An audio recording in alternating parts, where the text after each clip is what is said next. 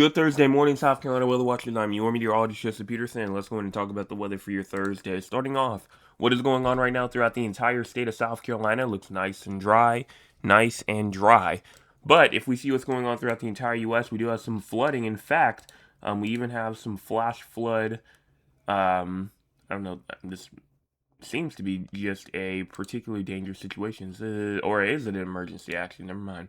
So yes, flash flood emergency over here inside of Texas for a couple areas: Kerrville, Fredericksburg, going to Johnson City, going to Uvalde, Texas, and these areas over here are receiving flash flood emergencies, even also near Sabinal, Texas as well.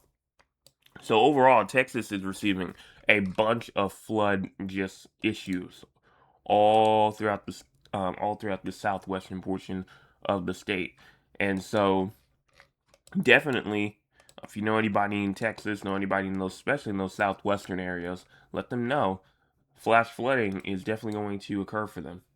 Now, in terms of rainfall, we do have some, rain going on in Arizona. We see some rainfall in Washington, Oregon as well. And then if you look up here towards New Hampshire, Vermont, Maine, also receiving some rainfall. Now, in terms of cloud cover, obviously, the satellite that we use is down, and it's been down since last night. So can't look at that, but we can look at our future cloud cover. This is at 10 a.m. right here. And as we go and push this forward, you can definitely see not too much going on in terms of cloud cover. But watch as we move into this afternoon, excuse me, not tomorrow afternoon, this afternoon, we start to see some cloud cover in the low country, the Midlands, the PD areas, the upstate. Almost all areas receiving some sort of cloud cover. And then as here we stop at 12 a.m., you see some cloud cover moving in from the north, moving south. Now, in terms of our current temperatures right now, we're talking about 86 in Summerville, Charleston, Beaufort, even 87 in Orangeburg, 86 in Georgetown, even 84 in Myrtle Beach, 85 in Conway, and 86 in Florence, 88 Columbia, and 87 in Newburgh, 85 Greenville, Gaffney also included, 86 Spartanburg, York, and Rock Hill. Now, in terms of your air quality, looks like that a good amount of us are definitely inside of that moderate area. If you're in the yellow area, you have a not too bad air quality day, but a not too good one either. And if you're not in the yellow, you're good for today. You're not seeing anything else here. So if you are,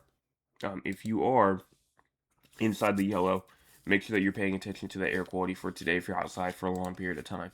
High temperatures for today, we're talking about 95 in Greenville, Spartanburg, even 96 in Columbia, 95 in Kingstree, 92 in Georgetown, 93 Charleston, 91 Myrtle Beach, even 92 in Hilton Island, 96 in Florence, Dillon, and even 99 in Chirac. Heat index values for today, it also looks like we're going to be up to around 105, 106, even 107 down there near Charleston. So it's going to be hot, hot, hot, hot in terms of heat index values. Rainfall, for the most part, seems to be, kind of scattered around here and there. You see a hundredth of an inch to a tenth of an inch, maybe even a tenth of an inch to a quarter of an inch in the low country and also in areas of the northern foothills area. SPC outlook for today, thunderstorms are possible. Let me go in and get the new one up. Honestly, the new one doesn't really change too much. It's about the same. Here it is right here, date for Thursday, July the 16th. If you're in the light green area, you have just a risk of thunderstorms. If you're not inside the light green area, no risk of thunderstorms for you. But I do believe that, it's summertime, so thunderstorms could still happen, maybe even if you're not inside the light green. Storms obviously don't follow boundaries, so we're just going to have to watch for it. But I can kind of see why they have this light green area over here towards like the more western sides compared to like all the way over across the state. And I'll explain that in just a moment.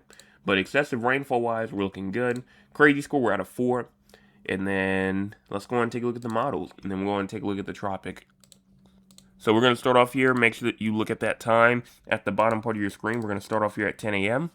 And just as we go and push this forward, one thing that you do notice is by the time we get to around 1 to 2 p.m., you start to see that shower activity, you start to see that storm activity over there inside the low country. And watch as you go more into like 4 p.m., going to 5 p.m., going over into 6 p.m., you're starting to see some more shower and storm activity. But what's one thing that you don't see?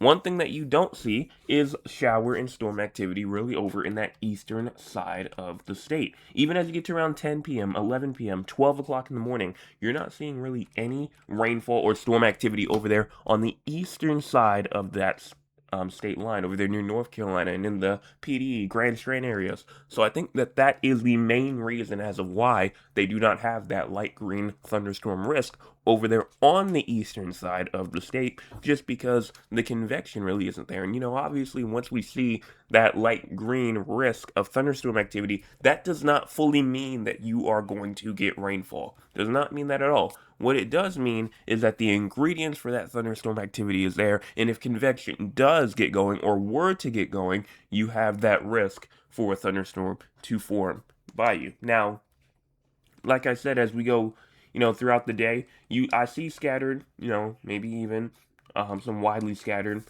showers and storms going in from the upstate all the way over into the low country areas. So we are seeing that happen as we go even to around 8 p.m., 9, 10 p.m. I think the more earlier in the afternoon we are, I think that's more like the low country, but maybe even a little bit of that western Grand Strand area. But I think the more that you get into like the evening hours going to like the late night hours, that's more of the upstate right there, getting on their own rainfall up there, thunderstorm activity. Now, the National Hurricane Center outlook. That's it for the models. We have these two areas that we are watching for. Obviously, we know that we have disturbance 1 over here in the Atlantic, and then disturbance 2 here inside the Gulf. Disturbance 1 down here in the eastern tropical Atlantic. Showers and thunderstorms associated with the tropical wave located southeast of the Cabo Verde Islands remain disorganized. Some slow development is possible during the next day or two, while the system moves generally west to west-northwest at about 10 miles per hour. But, or by this weekend, the system is forecasted to move into a less conducive environment, and further development is not expected. So this has a 10% chance of forming in general. So a 10% over the next 48 hours and over the next 7 days. So pretty much as I said last night, this is a now or bust system. If it doesn't form now, well then it's not going to form probably later on into like the weekend. So like I said, this is a now or never type of system over here into the Atlantic. Now the area that I'm watching for is over here in the Gulf. An area of low pressure is forecasted to form this weekend over the northeastern Gulf. Some gradual development of the system is possible while it moves slowly northeast over the northeastern Gulf and near the coast of the southeastern United States early next week. So this has a 0% chance over the next 48 hours, but a 20% chance over the next 7 days. So we are watching for that one as well, seeing what's going to happen there, and will it turn into something?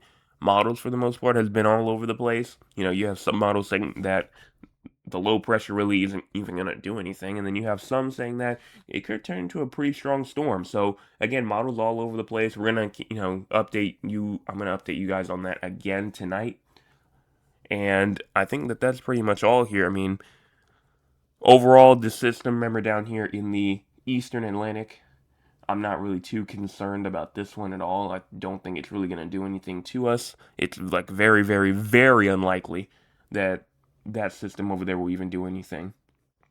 And then the one over here in the Gulf, I'm watching this one for sure, because even if this doesn't turn into like a major tropical storm or a major hurricane, we still could see some impacts, rather it be from rainfall, maybe some wind or anything like that. So we're going to just keep an eye on it, see what happens. But that's all I have to say here for today. Make sure if you've not hit the like button yet or the subscribe button yet, please go in and do so. We have 767 subscribers trying to get to that main goal of 800. Also share with your friends, your family members, your acquaintances, and people that you don't talk to regularly, because it's free, it's free, it's free. I'll be back tonight, 9 p.m. for your drought update as well. Also tomorrow morning for your Friday morning forecast update.